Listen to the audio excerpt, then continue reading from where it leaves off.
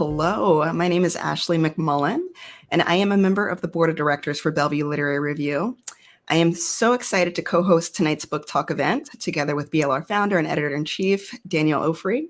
Tonight's event is co-sponsored by BLR and the American Medical Women's Association, also known as AMWA, which is the oldest multi-specialty organization dedicated to advancing women in medicine and improving women's health. So for this event, we'll have the pleasure of speaking to Jasmine Brown, who is the author of the new book, Twice as Hard, The Stories of Black Women Who Fought to Become Physicians from the Civil War to the 21st Century, published by Beacon Press. So Jasmine is a medical student at the Perelman School of Medicine at the University of Pennsylvania. She completed a master's in the history of science, medicine, and technology at the University of Oxford on a Rhodes Scholarship. She is also an alumna of Washington University in St. Louis, and this is her first book. Welcome, Jasmine. We're so excited to have you here. Thank you. Thanks so much for having me. Yes, we're thrilled to have you. Thanks so much for coming. And maybe you could start by telling us a bit about you. Where did you grow up? What was your journey into medicine and writing? So I grew up in New Jersey, and I first became interested in medicine as I was trying to figure out what I wanted to major in college. I was thinking about psychology because I wanted to understand why we are the way that we are. And so I took online classes while in high school to investigate that further. One of the courses that I was taking introduced neuroscience as the marriage of psychology and biology. And since I had enjoyed my science classes throughout school, I felt like that was the perfect fit for me. So as I went on, decided to major in neuroscience and felt like medicine would be a track for me to stay invested in neuroscience while helping people, which is something that I also cared about. In terms of writing, that kind of found me. So I went through college, did neuroscience, was initially planning to do an MD PhD with the PhD in neuroscience. But then when I got the Rhodes Scholarship, I started to question if that was really what I wanted to do, at least while I was in Oxford. Explored different programs and got set on an MPhil instead, Master's of Philosophy and History of Medicine. And in that project, I was studying how the journey of Black women physicians and the social and structural barriers put in place to prevent them from entering medicine. So that was, for that master's, it was more writing than I had ever done. I was actually intimidated by it. My dissertation was about 100 pages, but the further I got into that project, the more passionate I became about it. And I had more that I wanted to write than I could fit into my dissertation. So specifically writing this book, became a path for me to talk about this topic in a way that I really cared about. And I ended up just really enjoying the writing process as I was doing it. Before Ashley dives into the book itself, I'm just curious how it sort of segued from a thesis into a book and what kind of support you got for that initially. The reason why it ended up as a book was, as I was doing my dissertation, I realized that there was very limited literature looking at the intersection of race and gender from the physician perspective. There was literature on Black physicians and literature on women physicians, but it often focused on Black men or white women. And I felt like the intersecting identity of Black women was an important narrative to also tell. Initially, I was thinking of writing it as articles. And when I went to my dissertation, my thesis advisor about it, she told me that we could think about it once I submitted my dissertation, but that didn't make much sense to me because then I would have finished my degree at Oxford, left the country, and started medical school. So then I started looking into other paths to get it published.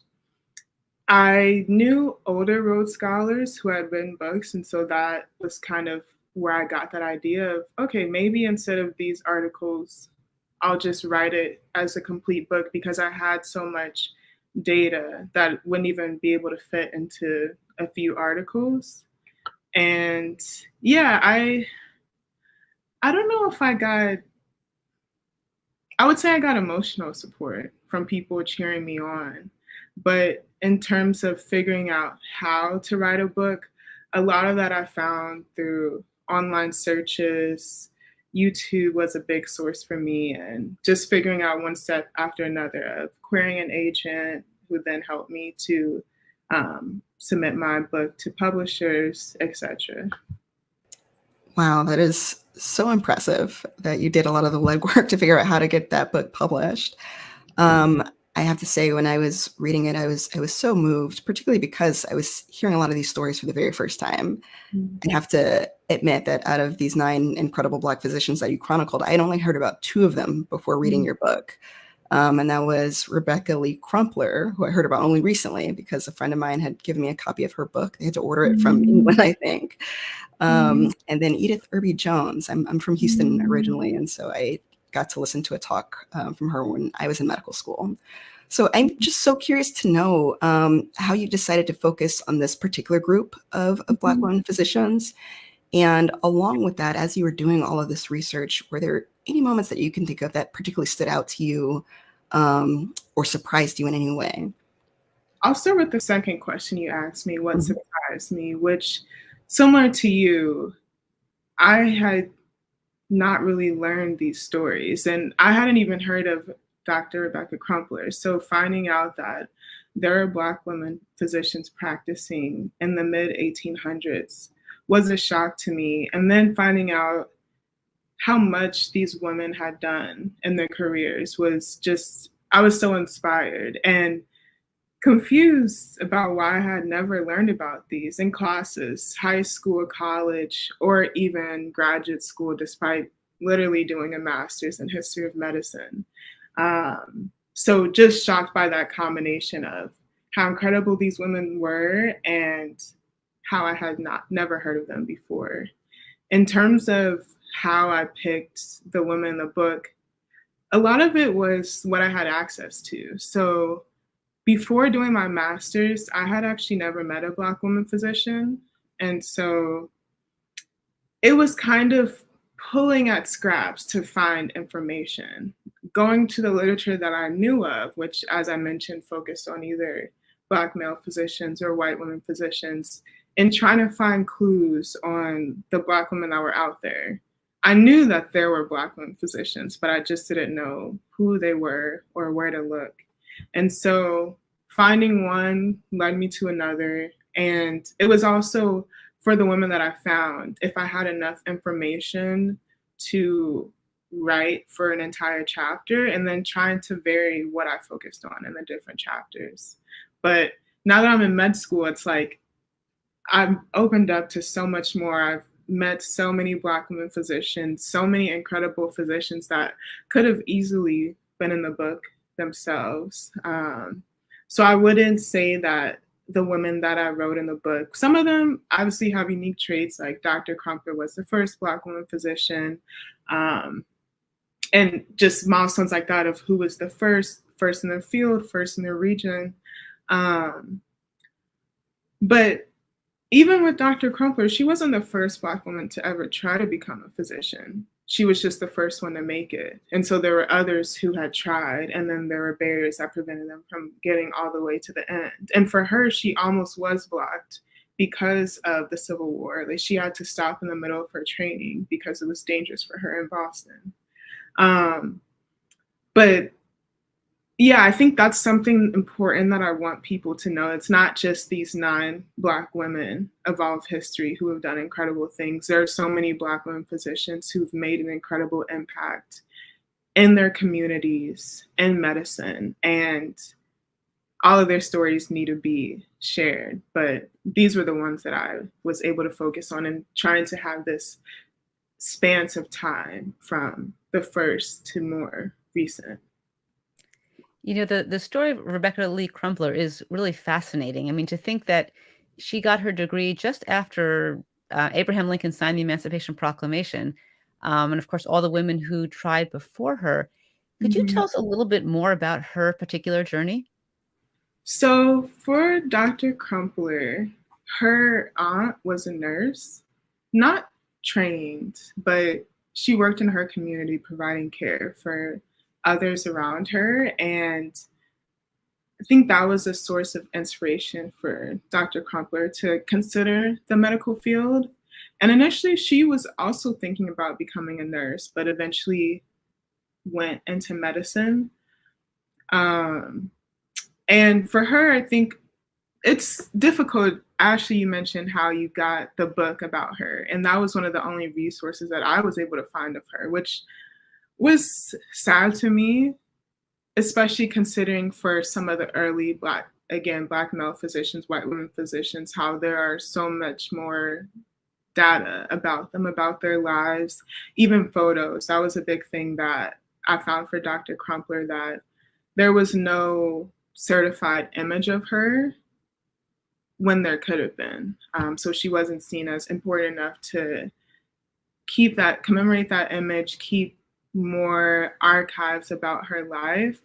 So unfortunately, there's not much that I know about her, but based off of her decision to, after medical school, go and provide care for Black people who have been recently freed from slavery, I take from that she was passionate about the Black community and caring for those that were underserved, even as she faced her own obstacles.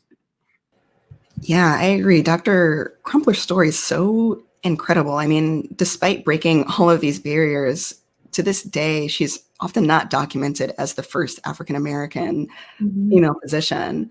You even mentioned in your book that she's often mixed up, or at least her image is often mixed up with an African-American nurse. And I'm just curious, what your take is on why we can't get the history straight with her story. Well, people care more about her story now. I think a lot of it is what we have to work with. So, and when she was first coming into medicine in the 1860s, marking who was the first Black physician, who was the first female physician, by the time she went into medicine, those titles had already been claimed. And so she wasn't seen, at least I think she wasn't seen as much of a trailblazer during her time. And so then people didn't save information about her. And now we don't have much. And so people can make conjectures, can imagine what her image may have been like, could imagine what her life may have been like. But since we just don't have enough information to say for sure. I find that so sad that we have to really do all this imagining for these incredible people who did such real, actual work, and yet we're left to just, supposing and conjecturing. I actually wanted to ask you about the Flexner Report. Now, for the general public may not know about that, but in the world of medical education, the Flexner Report is practically like Holy Scripture. It is held up. I remember the first day of medical school, they showed a slide of the Flexner Report, how our excellent education is all due to the Flexner Report, and we got rid of all the quacks because of that. And your scientific education is thanks to the Flexner Report. And it's seen as this all good, but your book points out that it really was a double-edged sword. And could you tell us a bit about the report and the effect that it had?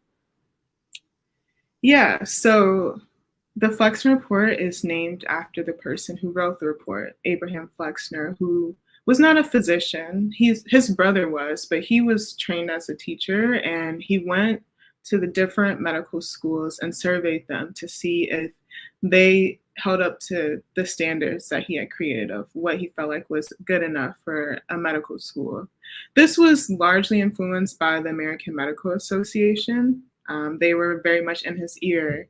And around that time, a lot of medicine was changing, of integrating more scientific research into the reason why we do different medical interventions, learning more about physiology.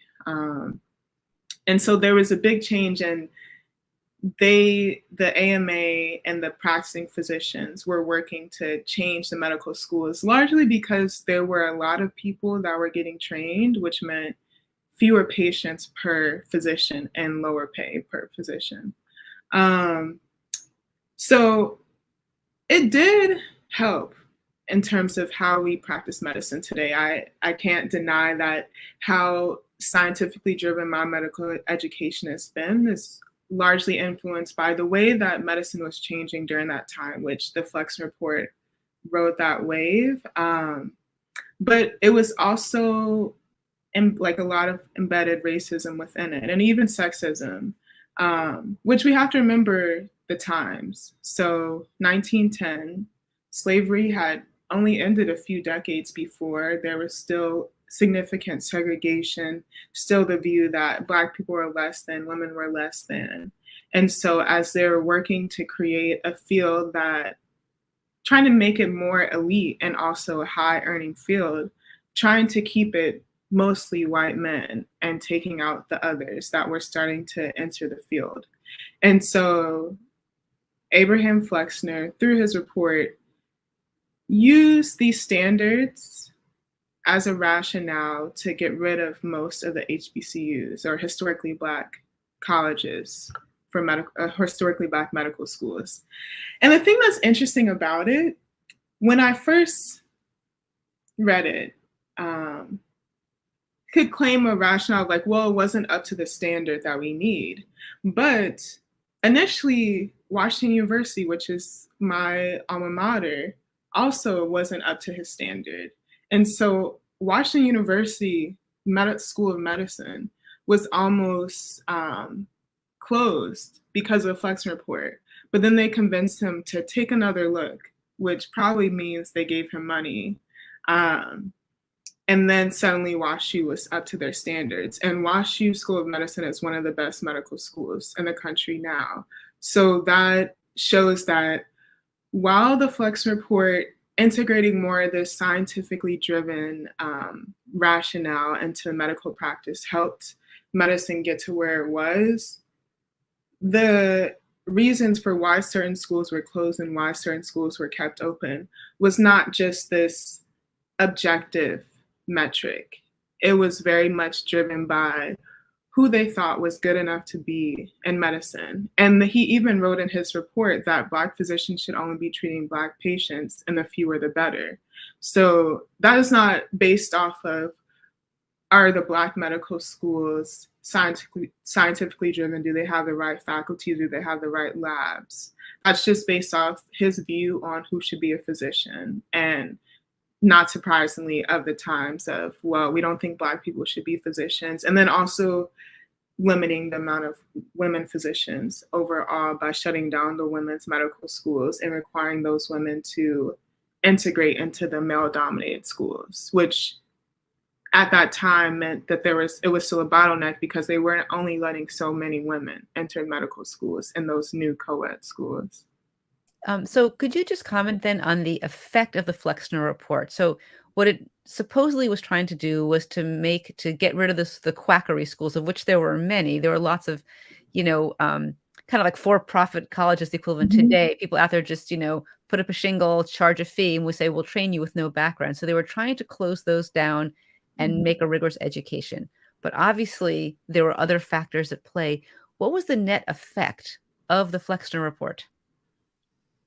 In terms of for Black physicians entering medicine, it stifled them. So initially, in terms for Black women physicians, the amount of women entering medicine in 1900, if I recall correctly, was 160, compared to after the Flexner Report, where it was only 60. And then in terms of Black physicians as a whole over time, the number of Black physicians in 1910 was approximately the same number of Black physicians 100 years later. So we're seeing that there was this significant structural change that then led to this long-term change in the representation within medicine. It just seems like it set history back for women physicians and all Black physicians. Yeah. Yeah, it's so important to know that history and the long-term impacts of the Flexner Report, particularly on historically Black colleges, universities, and medical schools. So, we know that Howard University was the first Black medical school, which didn't open until 1868. And one of the few that survived the Flexner Report, along with Morehouse and Meharry Medical School in Nashville and Charles Drew in California. I'm wondering if you could, talk a little bit about the role of, Howard University and the HBCU medical schools, and particularly, if there were any aspects of, sexism that made it hard for Black women physicians to thrive, even in these historically Black colleges and universities. Yeah, so that was something that I saw that was so incredible, how after the Flexner Report, there are initially only 3 Black medical schools, and then with Charles Drew added on 4. So much, significantly outnumbered from all the other medical schools. Yet, still to this day, those 4 medical schools are the drivers for diversity, at least in terms of increasing number of Black physicians within the medical field. They're still the majority, they're still producing the most Black physicians overall, but there are hundreds of medical schools. So what's happening? In terms of possible sexism within those HBCUs, it's definitely possible. I found one piece of literature that seems to suggest that there was, and that there, at least in the late 1800s, early 1900s, were preferencing Black men in those schools. But then as I went back and was trying to cite my research, I couldn't find it again. So I was not, I did not write it in the book. And it's unclear, but there was even articles back in the early 1900s from prominent Black people within the community that were questioning if Black women could be physicians, even though there were already Black women physicians. And then there was also moments that I cited later in the book where a Black woman gets a position, position of power, and there's also a Black man that gets it. And then another Black woman said it's a shame that the Black man didn't get it. And so the challenges that the Black women face is not just about race. There is still very much the sexism involved in it, and who we think can be physicians, who we think can be nurses or some other practice. And sadly, I actually heard that recently, where I was at a high school and I'm on my family medicine rotation, and there was a Black girl who told one of the other med students who was white that she wanted to become a doctor. And he was like, or you could also become a nurse. Why? And so, yeah, because back, especially in the, that's present day, but especially in the early 1900s and late 1800s, this view of what is a proper woman, who is a lady, and these Black women getting these pressures in addition to the other women at the time on how they should behave if they want to be a proper woman. And so going into this profession was frowned upon also within the Black community. And Dr. May Chen, who I write about, that was seen for her very starkly, where her father, who was Black, disowned her for many years because she decided to become a doctor. And so I do not have any proof within the HBCUs if there was a racism element, and I would hope that there wasn't. But if we look at the data on the representation of Black men and Black women up until the 1960s, Black men were significantly outnumbered to those Black women. And in 1900, it was 10-1. And so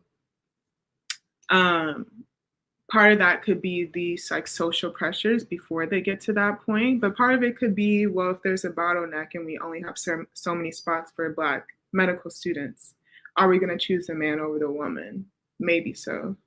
Of course, we don't want to cast any aspersions on the nursing profession. It's an important and challenging profession with its own, history of, racism and I think it comes up when people say, oh, you shouldn't be a doctor, you should only be a nurse, as opposed to what a great career to become a nurse. And, those are options as well.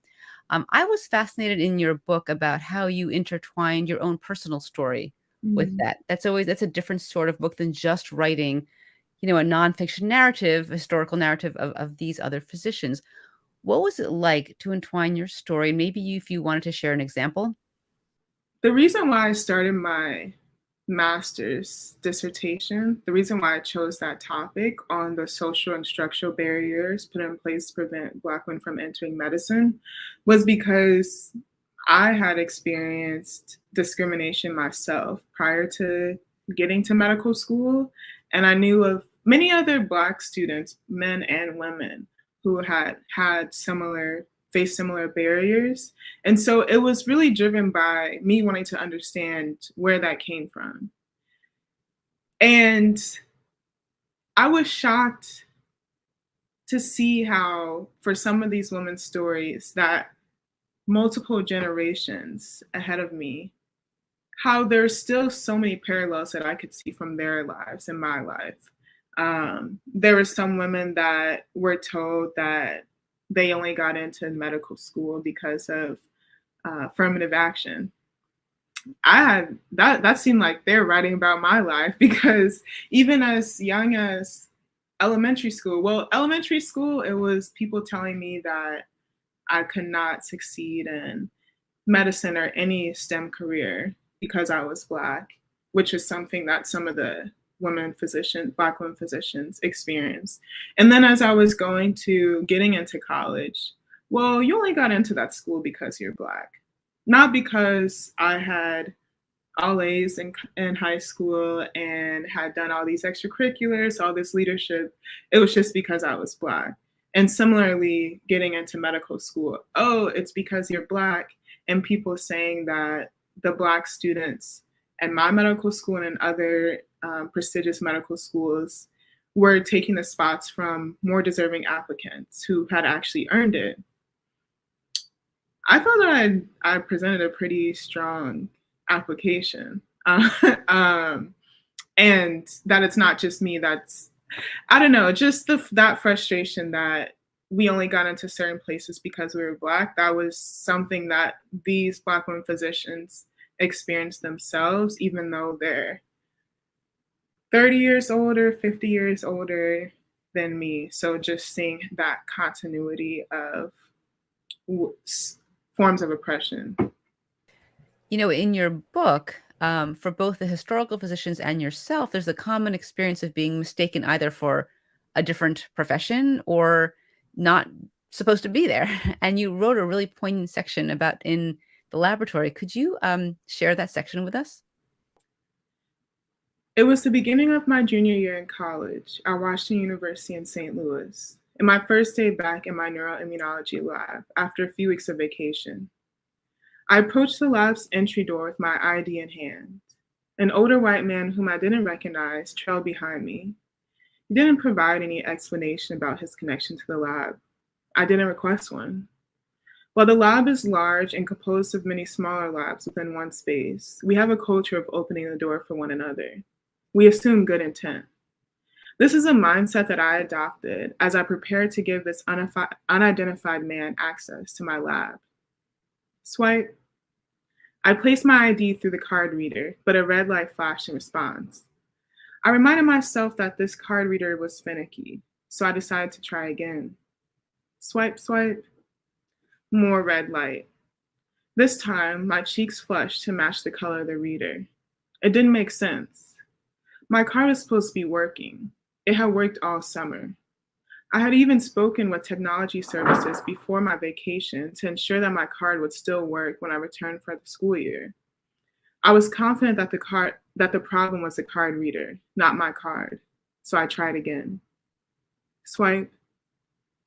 Red light blinked back at me in innocence. I relented. Steeped in embarrassment, I asked the mystery man if he would open the door for us. With raised suspicion, he countered, "Are you supposed to be in this lab?" Immediately, my body froze. While his question may have seemed innocent, The doubts laced into his words brought me back to my childhood. Since elementary school, other kids have told me that I'm too stupid and will never belong in the highly praised realms of science and medicine. You're Black. Black people aren't smart. When my AP Calculus teacher announced that I had scored at the top of my class on the midterm exam, my classmates looked at me with shock. I was the only Black person in the room. They didn't understand how I could have outperformed them on a test, let alone a math test. Then, as I neared the end of my high school career, people who claimed to be my friends suddenly turned on me. They would confidently explain that I would get accepted into college because I was Black. Not because I had a near perfect GPA with countless AP classes on my transcript, coupled with the fact that I was president of multiple organizations and a varsity athlete. My academic achievements were worthless in their eyes. The only purpose I served was to fill the quota. To make matters worse, numerous classmates told me that I would never succeed in higher education or in a STEM career. I was a Black woman, twice disadvantaged. Success was incompatible with my identity. The mystery man's supposedly harmless question excavated immense pain that I had fought so hard to keep buried. Feeling like a deer in headlights, I answered his questions without being able to vocalize the emotions that suddenly rushed over me. Yes, I'm a student at Washington University, and I work here. He was not convinced by my explanation. Can I see your ID? I readily handed it over. Why doesn't it look like my faculty ID? Because I'm a student. I'm a student at the university. My ID read Washington University and St. Louis at the top and had a recent photo of me in color with the word student below. After examining my identification, he remained skeptical. The air between us was tense. It was like I was a thief preparing to break into a lab to steal some chemicals. While I wasn't the most strategic, choosing to break in during work hours when the lab was filled with other people, I was still a threat. And he was the still unidentified cop ready to right my wrongs. But none of this was true. I was just a college student whose excitement to re-enter this beloved space had suddenly transformed into sorrow. He continued his line of questioning, and I continued to answer hopelessly. Eventually, he gave up his defense of the lab and opened the door. I followed him in and quickly went to my lab bench. Wow. Jasmine, thank you so much for sharing that story. I have to say, when I was reading it and hearing you read it aloud, I still have that visceral sense of just pain and emotion. It brings up, similar stories of my own. I've heard almost verbatim, you don't look like the type to be smart. People, questioning my validity and my ability to accomplish some of the things that I accomplished. So, it's really hard to see, some of these same scenarios playing out over and over again over the course of decades, despite all the barriers that have been broken. But I'm curious, now that you are in what I believe your clinical years of medical school, where you're now out on the ward seeing patients and now having this trove of stories and in history from, again, these incredible trailblazing Black women physicians, how has that impacted how you see yourself as a budding clinician? I can't say that clerkship year has been easy.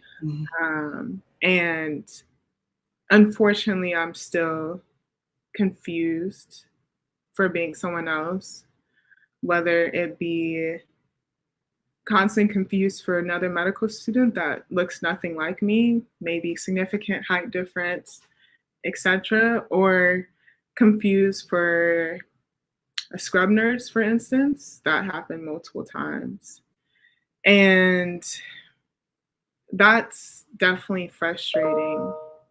But something that has helped me has been the stories of these women, because while I have and continue to face barriers throughout my journey, I think about them. I think about all that they overcame, which for some of them feels like much more than what I have to overcome. And at times when I question if I can really get through it, if I want to, I think about them. I think about the incredible impact that they made. And so it keeps me motivated that while I continue to experience these things and it's frustrating, it's painful, it oftentimes make me feel alienated. By remembering these women and all they've accomplished, it helps me to keep focused on my goal and my desire to help my community. And so through that, just trying to work through it, and eventually I'll hopefully get on the other end. I'd like to ask you a bit about the experience of writing the book. Mm-hmm. You know, you come in as an author, you have all these ideas, you put them on the paper, and then it has to become a book with an editor who changes things, maybe has a different vision or structure. What was that experience like for you? It was actually really great, because when I first decided I really want to write this book, I had a lot of self-doubt. I questioned if anyone would really care. And going through this path of traditional publishing, each step that I took, from getting a literary agent, then getting a publisher, it felt like more people supporting me to reach this goal. So yeah, they had some different ideas, but they gave me a lot of space to create the vision that I had. And through that process, I think there was just a lot of trust that, okay, they're the experts in what it takes to create a good book.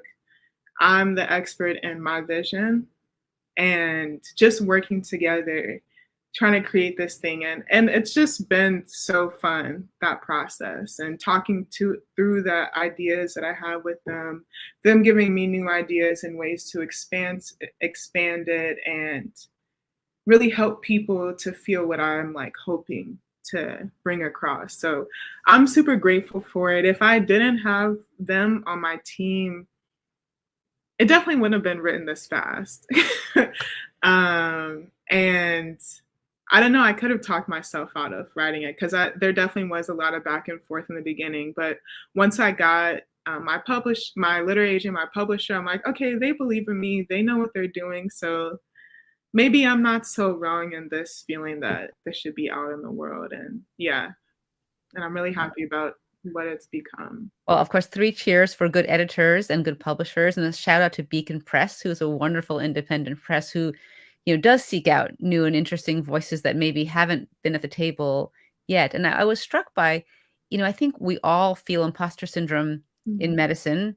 I think we feel it as writers, and it's very similar. And I often think about the invisible white coat. I remember as a medical student often being mistaken for a visitor, family member, and I would keep like, I had this white coat on, yet it was as though nobody saw it, or the stethoscope was invisible. And no matter what you had, the ID, you still were assumed to be a visitor. And I think the same as an author, that it takes a while to sort of get your sea legs as an author. But I think what you've done is really impressive. You've created this body of work that now exists on the page.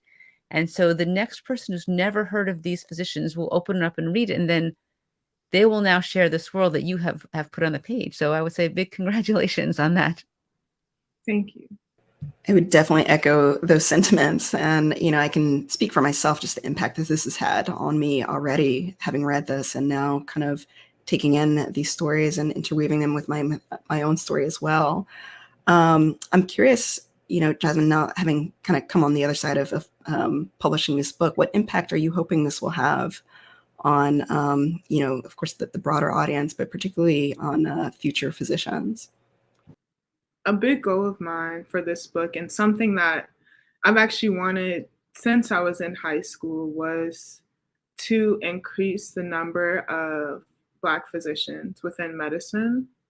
And as I mentioned earlier, I didn't have those role models when I was going through the process of being a pre-med student, applying to med school, etc., trying to overcome any of those like imposter syndrome or people, naysayers, telling me what I couldn't do.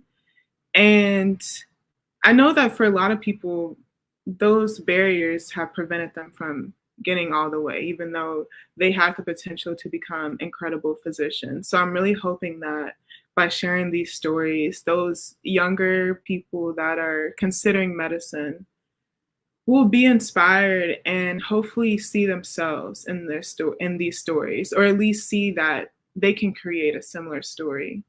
Yeah, I want them to know that despite whatever obstacles that they may be facing, they still have that potential within them, and that if they keep pushing, hopefully with support, um, they can go on to have an incredible impact. And that's definitely how I feel after learning about these women's stories.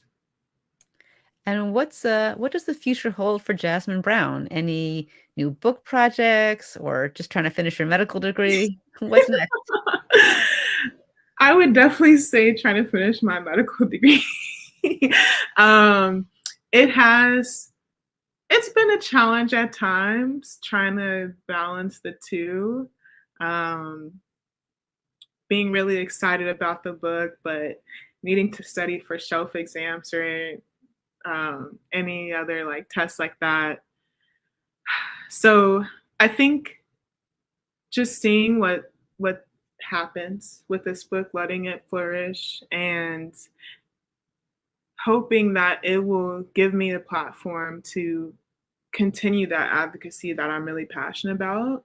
And then as time goes on, hopefully after I've taken at least like step 1 and step 2, then maybe thinking about writing more. But it definitely, like, the writing process, I enjoyed it a lot more than I expected. I'm also a creative at heart. I actually, going into WashU, was double majoring in neuroscience and painting. And so that creative space is something that's always been inside of me. And so this was super fun to be able to express that creativity through through something I'm really passionate about. And then also seeing how other people engage in the art, whether it be with a book cover or, as you mentioned, Ashley, just like how it touches you and makes you think about your own journey. And so that is really special that I've really loved about writing. So I don't know if I can just stop at one, but I'm not sure what will happen next.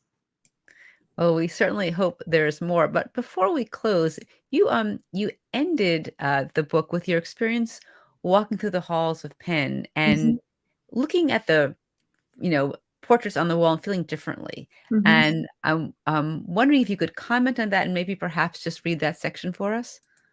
So this is the epilogue titled Remember Their Stories. It was mid-August 2021. The sweltering Philadelphia heat tried to dampen my mood, but I was too excited for my first day back to medical school. I'd spent a long year watching virtual lectures alone in my apartment, and we were finally having class in person. I craved the camaraderie that came with tackling this difficult material shoulder to shoulder with the rest of my class. It would make the grueling process much more enjoyable.